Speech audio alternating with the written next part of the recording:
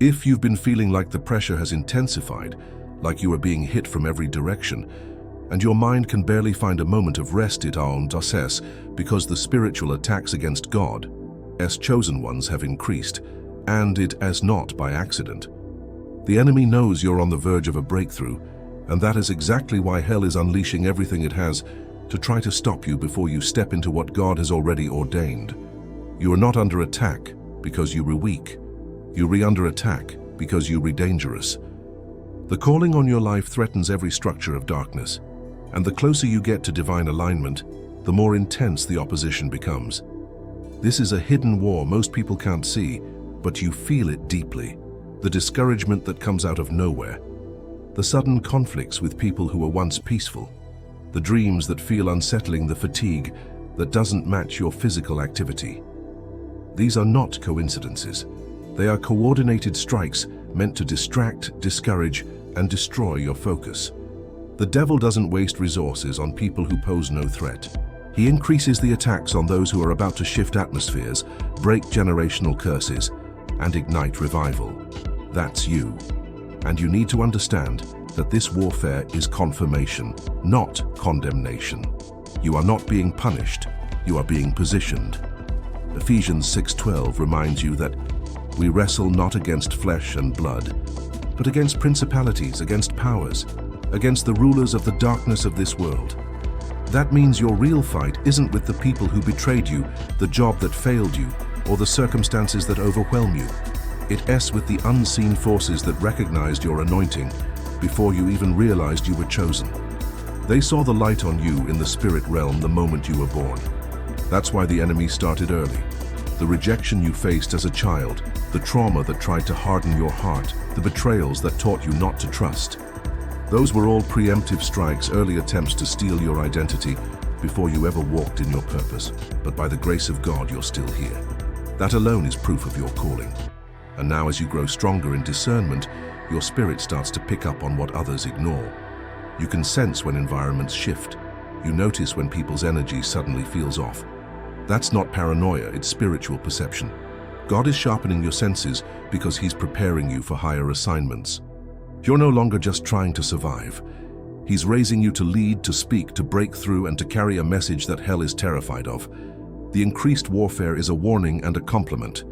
The enemy is threatened because you're waking up. You're not numb anymore. You're starting to remember who you really are. A royal priesthood, a chosen generation. 1 Peter 2:9, set apart for a time such as this. You're not who you used to be, and that terrifies every demon that has tried to keep you in bondage. They counted on you staying stuck in shame, guilt, confusion, and distraction. But God is doing something in you that can't be reversed. That's why your sleep has been attacked, your relationships shaken, your finances tested, because pressure is being applied to push you into your next level.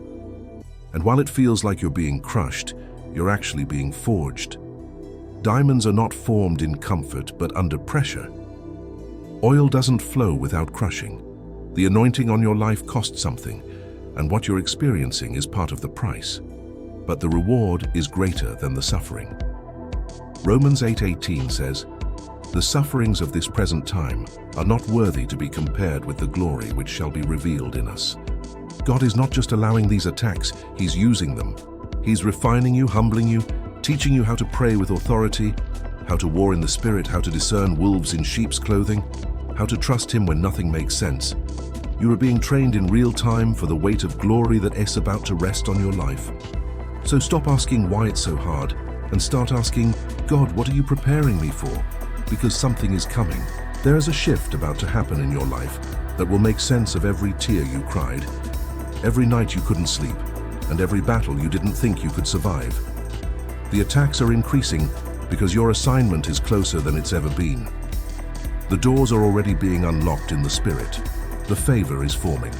The people assigned to help you are being positioned. But first, God is building you so the blessing doesn't break you.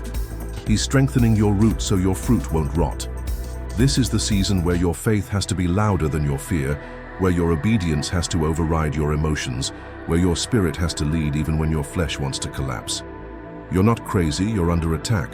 You're not weak, you're under construction. And this season of warfare is not permanent. It's a passage, but you have to walk through it. Don't stop, don't backtrack.